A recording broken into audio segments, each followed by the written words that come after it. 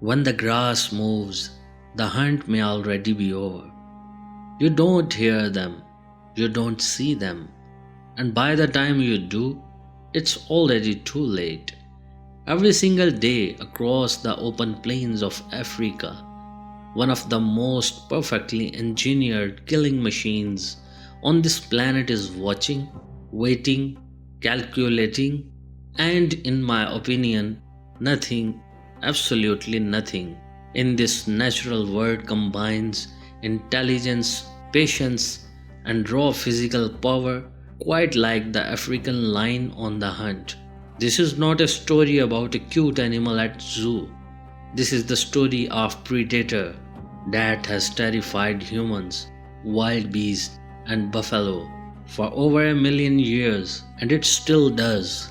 Let's start what you think you know and destroy it. Most people picture a lion hunt as a single male charging across open ground. That image is wrong, almost completely wrong. It is the females, the lionesses, who do the majority of the killing. They are the engine of the pride, leaner, faster, and more coordinated than the males. Lionesses hunt in groups that function less like animals and more like a military unit. A pride typically consists of 10 to 15 lions. Within that group, the females form a core hunting team. Each one has a role.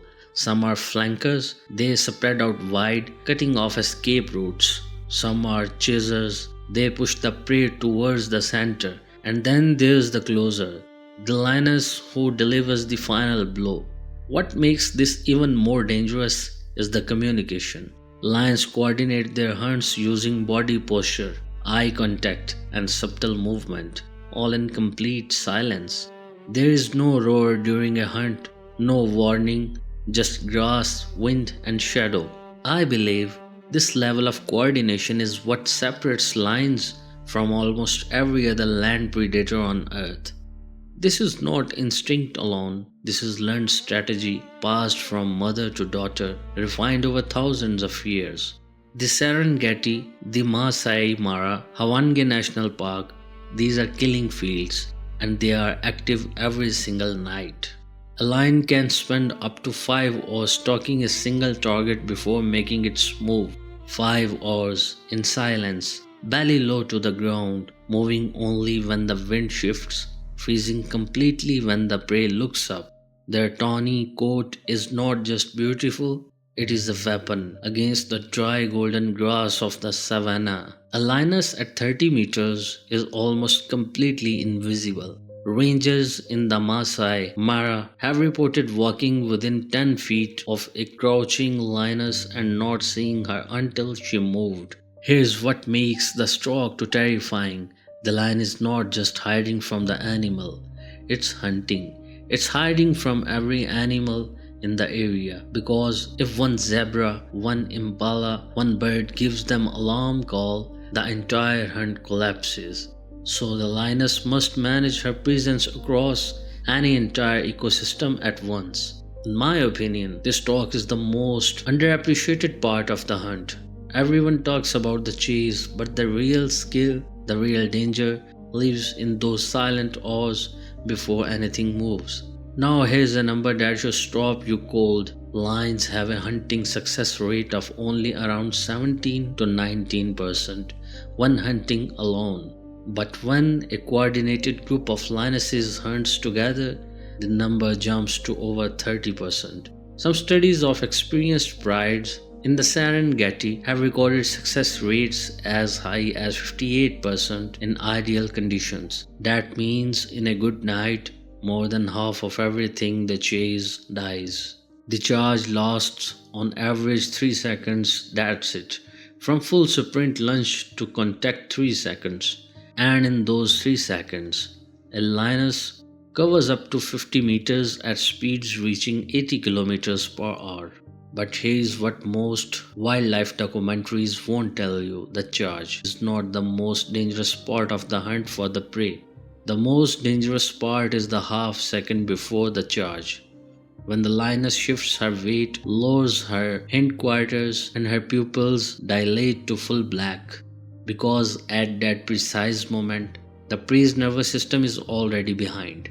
The brain has not registered danger yet. The body has not started running, and the lion is already in the air.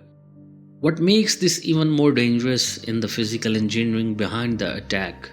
A lioness weighs between 120 and 180 kilograms. When she lands on the back of wild beast or zebra, she brings the full force of that weight, moving at speed, onto the animal's spine and shoulders. She hooks her front claws into the flesh to anchor herself. Then in one calculated motion, she drives her jaw into the throat, not to tear, but to suffocate. The kill is not loud, it's quiet, it's efficient.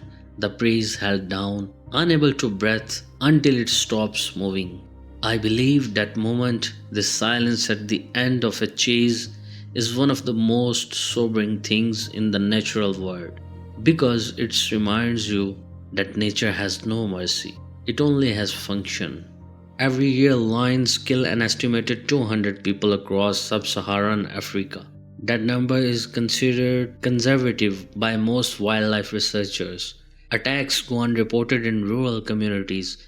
Bodies are not always found, and in some regions, Tanzania, Mozambique, Zimbabwe, lions that develop a pattern of targeting humans are classified as man-eaters, a category that is disturbingly more common than most people realize. The most documented case remains the Tsavo Man-Eaters, two male lions in Kenya, who killed and consumed an estimated 35 construction workers over 9 months in 1898. For nearly a century, experts debated whether those numbers were exaggerated. Then in 2009, isotope analysis of the lion's preserved skulls confirmed the kills. The number may have actually been higher, but modern attacks are not ancient history. In 2021, a pride of lions in Zimbabwe's Havangi National Park killed 2 poachers in a single night. In Tanzania, the Lindi region recorded over 40 lions attacks on humans in a 3-year period. And in rural Mozambique, entire villages have shifted their sleeping patterns, moving indoors before sunset because of active lion actively near settlements. What makes this even more dangerous is the adaptation happening right now.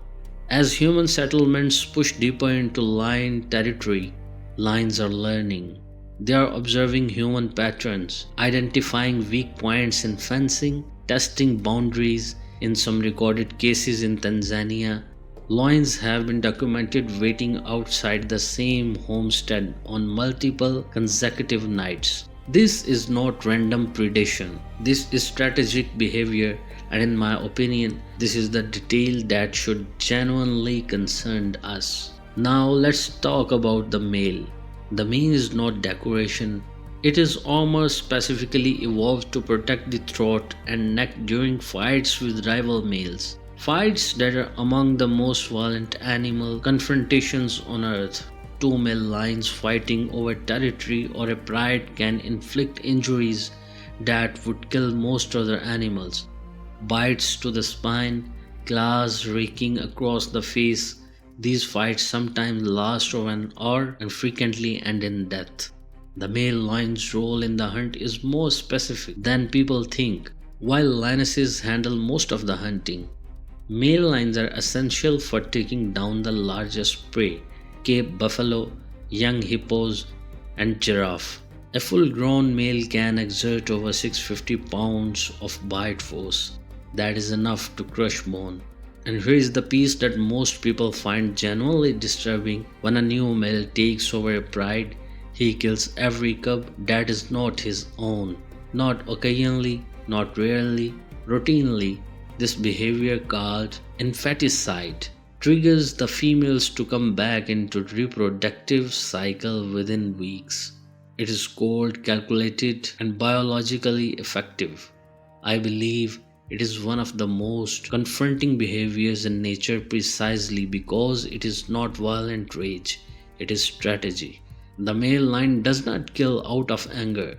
He kills because it works.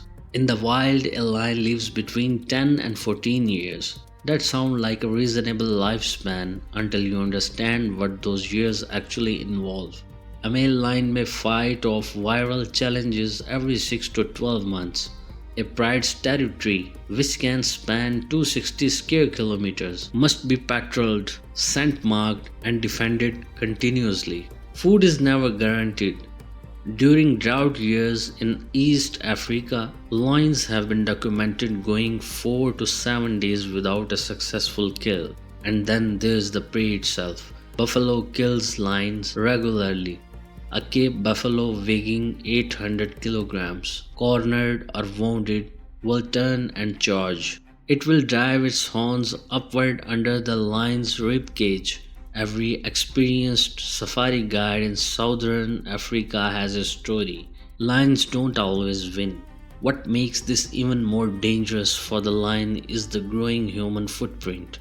Habitat loss, livestock conflict, poison laid out by the farmers protecting cattle. The African lion population has declined by over 40% in the last 3 decades. There are now fewer than 25,000 wild lions left on Earth. That number is not an abstraction. That is a species on the edge of a cliff. The lion does not hunt because it enjoys it. It does not kill because it is cruel.